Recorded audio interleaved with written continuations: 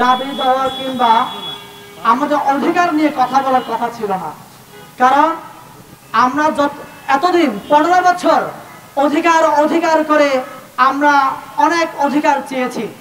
আমরা যাদেরকে বসিয়েছি এরা আমাদের দূরের কেউ না, এরা আমাদের কাছের মানুষ, আমাদের সহযোদ্ধা, আমাদের বিপ্লবী ভাইয়েরা, আমরা তাদেরকে বসিয়েছি।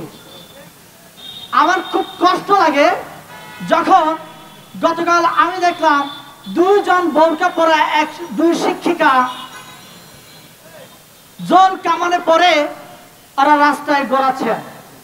আমার সুশীলরা কোথায় গেছে? আজকে এই 2 জন শিক্ষিকা যদি আজকে বোরকা পরা না হতেন, আজকে আমার সুশীলরা, আমার ডান বামরা চিল্লিয়ে বলতেন শিক্ষক সমাজকে নির্যাতন নিপীড়ন চালানো হচ্ছে। আজকে মাদ্রাসার শিক্ষিকা বলে তাদেরকে শিক্ষিকা মনে হচ্ছে না? তাদেরকে কি আপনারা শিক্ষক মনে করছেন না? আমার প্রশ্ন আপনাদের কাছে, কেন আপনারা উল্টা পাল্টা কথা বলছেন? আমার সুশীলরা কই? সুশীলরা কথা বলছে না কেন? আজকে আমার বাংলাদেশে ইংলিশ মিডিয়াম, বাংলা মিডিয়াম, সরকারি বেসরকারি, হেফজখানা, স্বতন্ত্র, এগুলো থাকবে কেন? শিক্ষক তো শিক্ষক।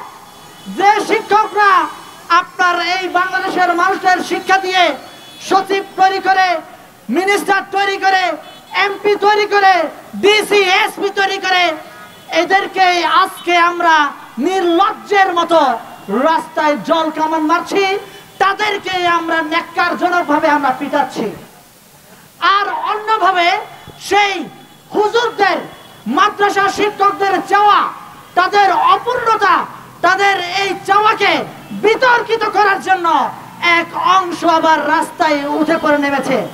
আপনারা দেখেছেন শেখ হাসিনাও আপনার এই বাংলাদেশে যখন ক্ষমতায় ছিলেন তখনও শেখ হাসিনা সরকার কোন ইস্যু না পেলেই ঢাকা ইউনিভার্সিটি কিংবা 7 কলেজ কেন্দ্রিক একটা ইস্যু রাস্তায় নামিয়ে দেন।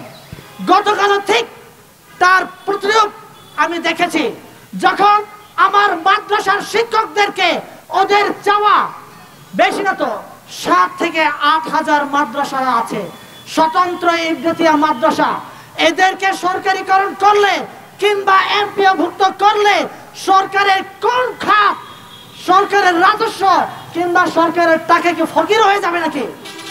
তাদেরকে কেন সরকারিকরণ করা হচ্ছে না?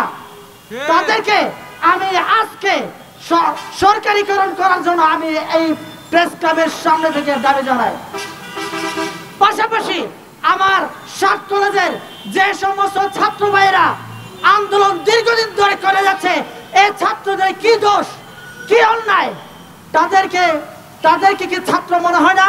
শুধু আপনাদের মনে হয় ঢাকা ইউনিভার্সিটিতে পড়লেই এরাই ছাত্র, 7 কলেজের ছাত্র নাকি ছাত্র না? কিন্তু এদেরকে ব্যবহার করা হচ্ছে। এটা 7 কলেজ বলেন কিংবা ঢাকা ইউনিভার্সিটি বলেন, এই ছাত্রদেরকে উস্কিয়ে লেলিয়ে দেওয়া হচ্ছে বাংলাদেশকে অস্থিতিশীল পরিস্থিতি করার জন্য। কিছুদিন আগে আপনারা দেখেছেন বাংলাদেশে